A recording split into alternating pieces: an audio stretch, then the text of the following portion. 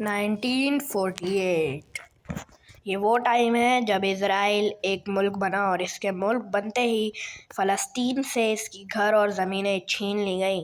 اس کے بعد 1948 سے 1967 تک فلسطین اور دوسرے عرب ممالک نے اسرائیل کے ساتھ جنگ کی، لیکن اسرائیل اور مضبوط ہو اور آج فلسطین دو حصوں میں ہے، جن میں سے ایک غزہ اور دوسرا ویسٹ بینک ہے، اور جس میں سے جو ویسٹ بینک ہے اس کے پاس فلسطین کی پوری آرمی ہے، اور اس میں سے جو غزہ ہے اس کے پاس ایک حماس نام کا ایک گروپ ہے۔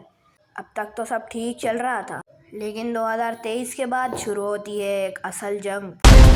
اس کے بعد حماس یعنی غزہ نے اسرائیل پر بہت سارے میزائل چھوڑ دیے تھے، تو اسرائیل نے بھی حماس پر بہت سے میزائل پھینکے۔ اس جنگ کو کہا گیا اسرائیل حماس وار۔ دنیا نے کہا کہ تم معصوموں کو مار رہے ہو، لیکن اسرائیل نے کہا کہ ہمیں حماس کو ختم کرنا ہے، اس لیے ہم غزہ میں آپریشن کر رہے ہیں۔ اس کے بعد کیا ہوتا ہے؟ ایران کہتا ہے کہ ہم حماس کے ساتھ ہیں۔ اس کے بعد کیا ایران نے اسرائیل پہ حملہ کیا؟ 2025 کے شروع میں خبر آئی کہ ایران سیکریٹلی میزائلز اور نیوکلیئر ویپنز بنا رہا ہے۔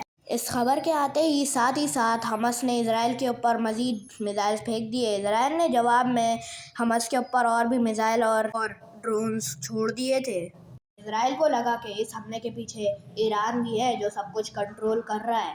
اس کے بعد اسرائیل نے بھی ایران کے اوپر بہت سے میزائلز اور ڈرونز چھوڑ دیے، اور جواب میں ایران نے بھی اسرائیل کے اوپر بہت سے میزائلز اور ڈرونز چھوڑ دیے تھے، اور یہاں سے شروع ہوتی ہے اسرائیل اور ایران کی ایک خطرناک جنگ۔ دنوں کے بعد ایران اور اسرائیل کے بیچ میں کیس فائر ہو جاتا ہے، اور جن کو نہیں پتا کہ کیس فائر کیا ہوتا ہے، ایک ڈیل ہوتی ہے جس میں دو جنگ کرنے والے کہتے ہیں کہ نہ تم ہم پہ حملہ کرو گے اور نہ ہم تم پہ حملہ کریں گے، لیکن اس کا یہ مطلب نہیں ہے کہ ہم آپس میں دوست ہیں۔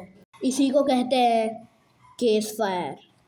اب بیچ میں یہ جنگ ٹیمپوررلی رک تو گئی تھی، لیکن آگے کیا ہوگا یہ کسی کو نہیں پتا۔ اگر تم لوگ نیچے کمنٹ کر سکتے ہو کہ میں اگلی ویڈیو کس ڈاکومنٹری پہ لاؤں۔ تب تک کے لیے اللہ حافظ۔